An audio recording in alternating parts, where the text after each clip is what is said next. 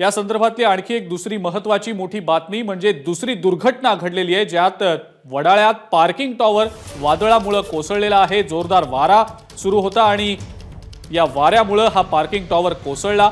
अग्निशमन दल घटनास्थळी दाखल झालेला आहे। आपण दृश्य पाहतो सध्या वडाळ्यातली।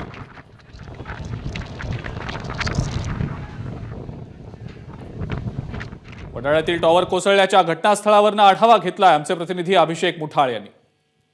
वडाळ्यामध्ये पार्किंग टॉवर कोसळल्यामुळे अनेक गाड्या ज्या आहेत त्या या पार्किंग टॉवरच्या खाली आल्याचं पाहायला मिळत आहे। मी सध्याला त्याच वडाळ्याच्या दुर्घटना परिसरामध्ये आहे आणि आपण सध्याला इथं बघू शकतो आहे की संपूर्ण गाडी जी आहे तीही चेंदामेंदा झालेली आहे।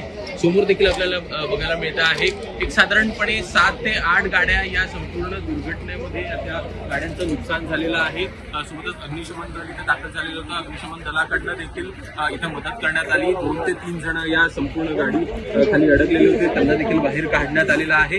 सुखरूपपणे त्यांना बाहेर काढण्यात आलेलं आहे। सोबतच मोठ्या प्रमाणात नागरिक देखील इथे दाखल झालेले आहेत, त्यांनी देखील मदत केली। आपण सध्याला बघू शकतो आहे की प्रसाद लाड जे आहेत ते देखील दाखल झालेले आहेत, त्यांच्याकडे देखील करण्यात येत आहे।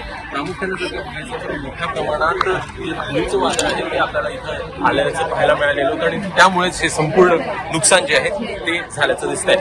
कॅमेरामॅन हेमंत त्यांचं अभिषेक मुठाळ, एबीपी माझा, मुंबई। एबीपी माझा, उघडा डोळे बघा नीट।